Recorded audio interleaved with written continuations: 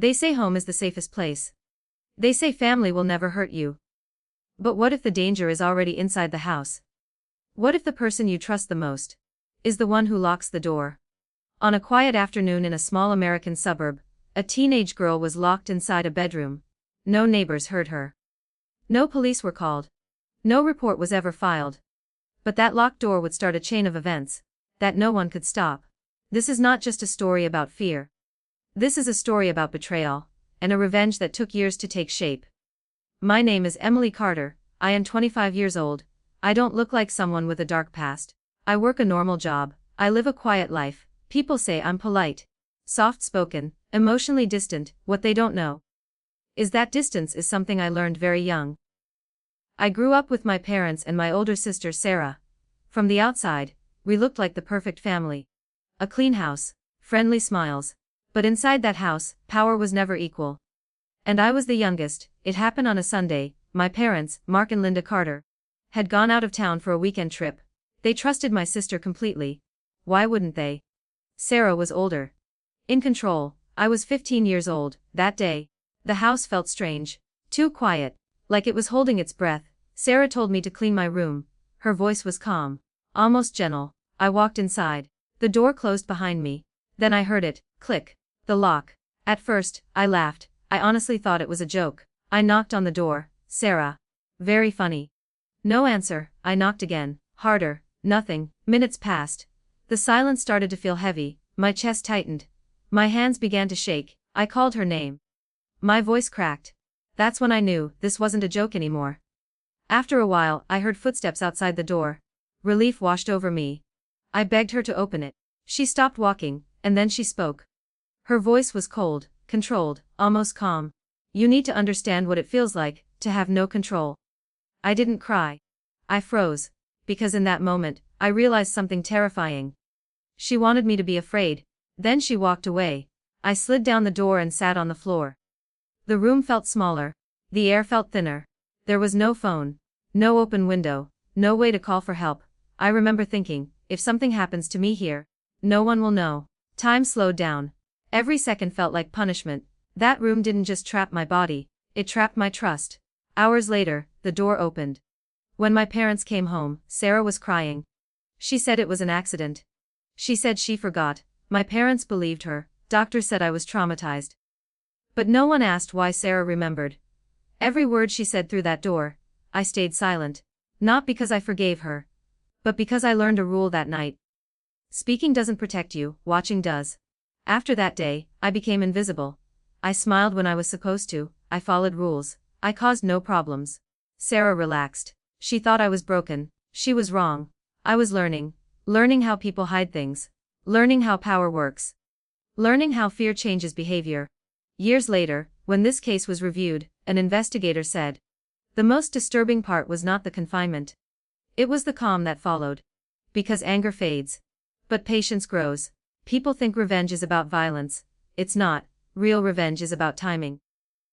That locked room wasn't my punishment. It was my beginning. And my sister never understood that the moment she locked that door, she didn't trap me. She gave me purpose. When investigators look back at cases of hidden abuse, they often focus on one question: why didn't anyone notice? In this story, the answer is simple. Because the person everyone trusted was the one hiding the truth. After that day, life didn't fall apart. That's the part most people don't understand. There were no more locked doors. No more obvious cruelty. Instead, something more dangerous happened. Everything went back to normal. Sarah became the perfect daughter again. She cooked dinner. She helped our mom. She laughed with our dad. If someone asked about me, she'd smile and say, Emily's just sensitive. And people believed her. Because Sarah knew something important. If you look kind enough, no one asks questions. At school, teachers said I had changed. I spoke less. I avoided eye contact.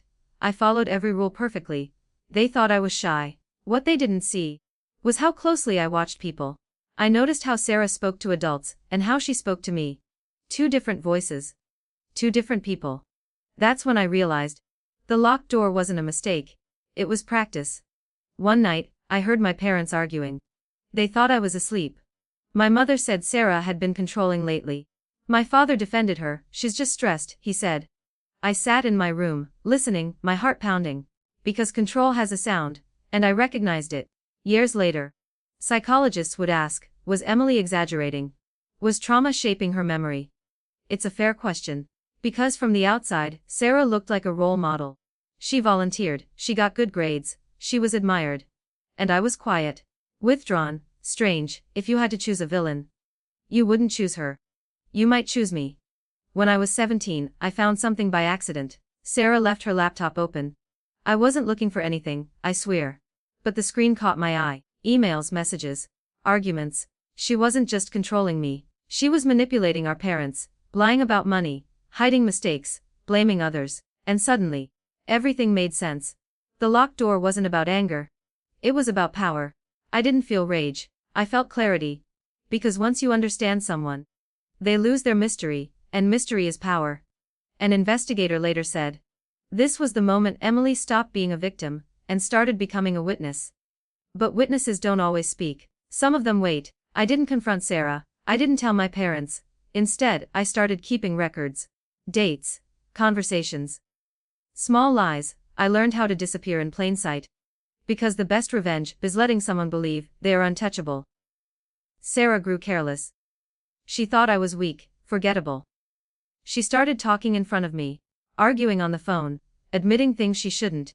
And every word was another brick in something she couldn't see being built. People think revenge is about destruction. But real revenge is about exposure. By the time Sarah realized, I wasn't just listening, it was already too late. Because the locked room had taught me one final lesson. Never rush the ending. Every revenge story reaches a point where the audience asks a dangerous question. What if the victim isn't telling the whole truth? Because memory is fragile. And trauma doesn't just change what you remember. It changes how you explain it. People assume I waited years because I was afraid. That's not true. I waited because I needed to be sure. Sure of what she did. Sure of why she did it. And sure of who she really was. But the more I watched Sarah, the more I started questioning myself. When I was 18, I left home for college. Distance should have brought peace, instead it brought doubt. Late at night, I replayed that day in my head, the locked door, her words, her voice. And a question kept returning, what if it wasn't planned? Sarah never locked me in again. She never threatened me openly. She never apologized. But she never repeated it either. That silence started to feel suspicious.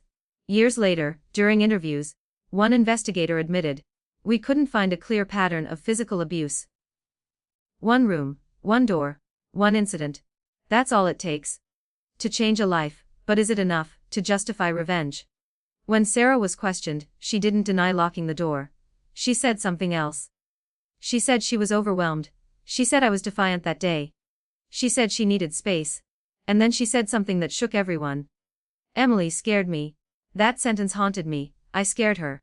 I was 15, quiet, small, but fear isn't about size. It's about unpredictability. Investigators revisited the timeline. They found something strange. Before my parents left town that weekend, there had been an argument. Not between Sarah and me. Between Sarah and our parents. About responsibility, about control, about me. Sarah had been told she was too strict. The locked door happened, hours later. So now the story changes. Was the locked room punishment, or panic? Was it cruelty, or loss of control? And more importantly, did Sarah mean to hurt me? Or did she mean to protect herself? Here's the part I never told anyone. After that day, I liked how quiet I became. I liked being invisible. I liked watching people without being seen. That room didn't just teach me fear. It taught me control. And I was good at it. A psychologist reviewing the case said, trauma doesn't always create victims. Sometimes it creates strategists. And strategists don't rush, they observe. In college, I started studying behavioral psychology. Not intentionally. That's what I told myself. But I was drawn to patterns. To influence. To persuasion. To how people fall apart, without realizing who pushed them. Sarah was building her life. A career, a reputation. And I was building something too, patience. At some point, I stopped asking if revenge was right. I started asking if it was necessary. Because if Sarah could lock a door once, what else could she do?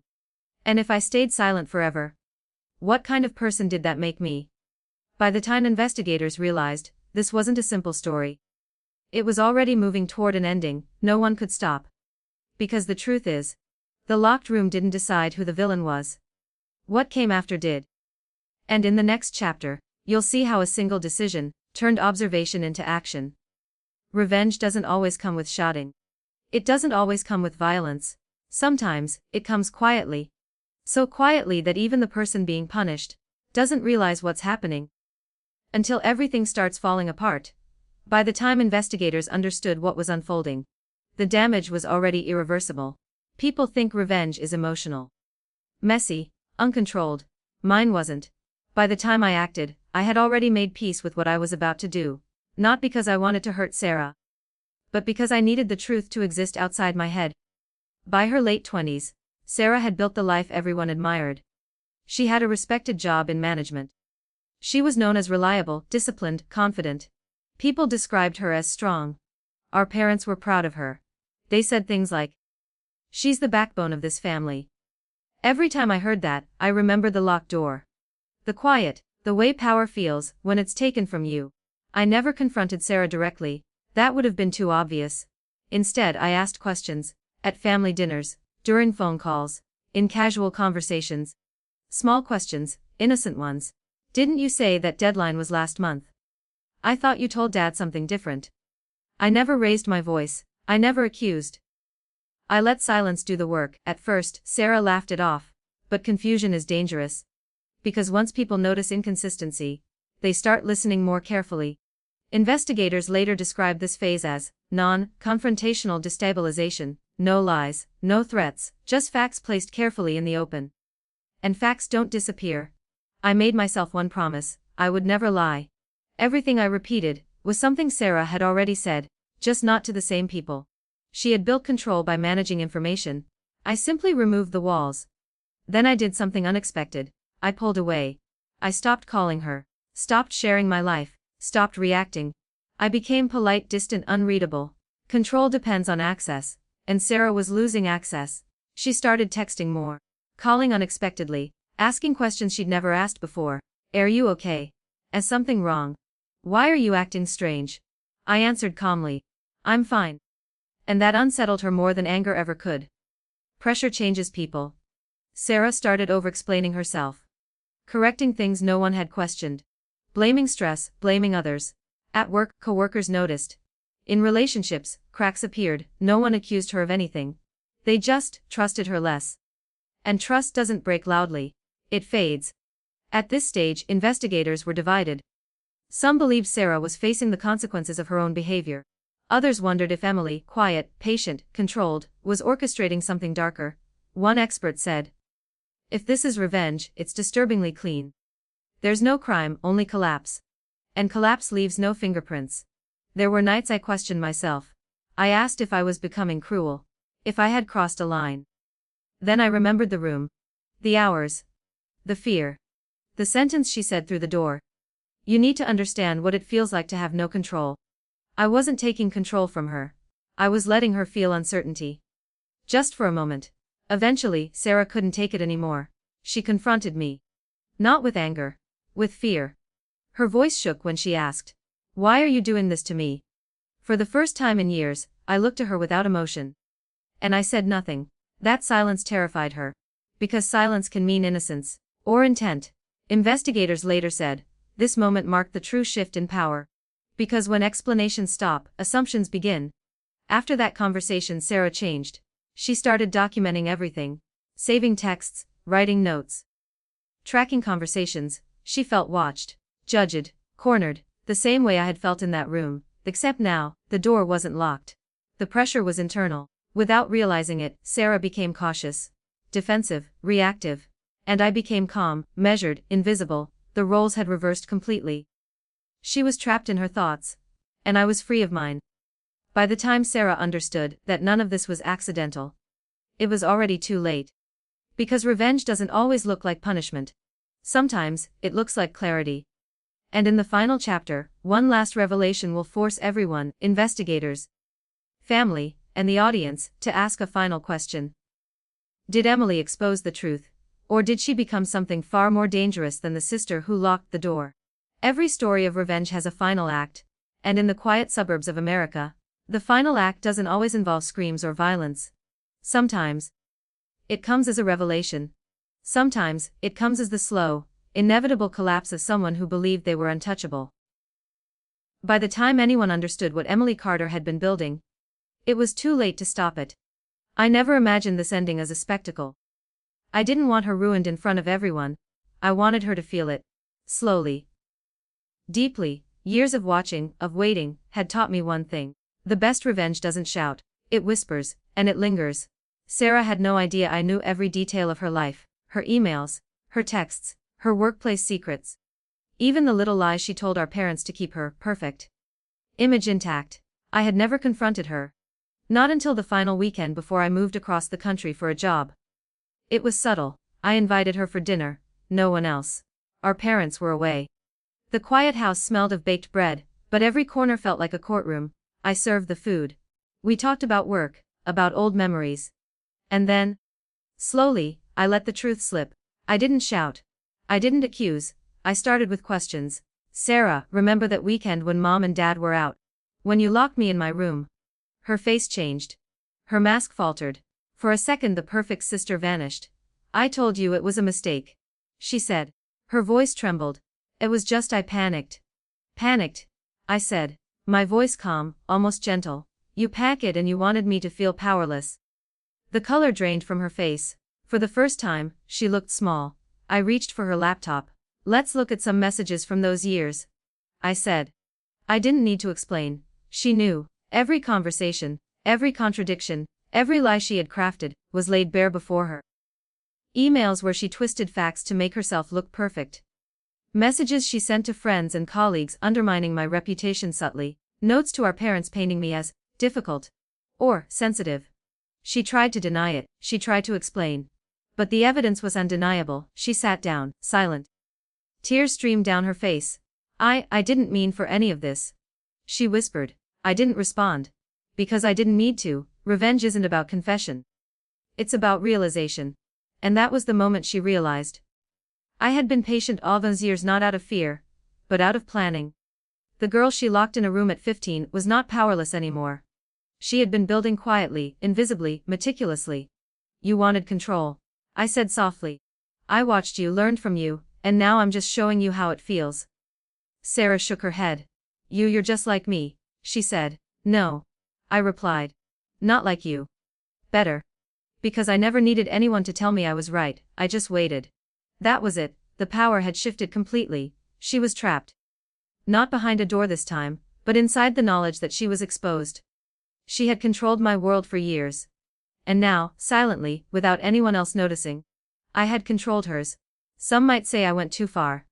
Some might say Sarah deserved a chance to explain. But the story isn't about fairness. It's about justice. From the perspective of someone who was powerless once. Investigators would later ask, was Emily's final act of revenge moral? And the answer is complicated. Because moral doesn't matter in revenge. Only balance does. She had stolen years of peace from me. And I returned the debt, quietly, thoroughly, irrevocably. After that night, things changed forever. Sarah never confronted me again. She avoided me at family events. She no longer tried to assert control. And our parents never understood why. I didn't celebrate. I didn't feel satisfaction. I just felt calm, because revenge isn't about happiness. It's about restoring equilibrium. And finally, for the first time in a decade, the world felt even. Investigators later said this case was unique. Emily Carter didn't break the law. She didn't physically harm anyone. But she orchestrated a slow, meticulous psychological shift. That left one woman shattered and one survivor, vindicated. Some questioned her morality. Some called it clever. Some called it cruel. But everyone agreed on one thing. The locked room had been only the beginning. And the final act, quiet, calculated, and invisible, was the real punishment. The final twist. The locked room was never just about fear. It was a lesson, a test, a blueprint. The girl Sarah tried to break became. And the architect of her own justice. And the person everyone assumed was powerless, the shy, quiet Emily, was the one who held all the power in the end. Sometimes, the story isn't about the crime. It's about the person who survives it. And sometimes, the person who survives becomes something no one expects. The locked door didn't just trap Emily Carter, It created her. And in the final act she didn't just walk free, she held the key.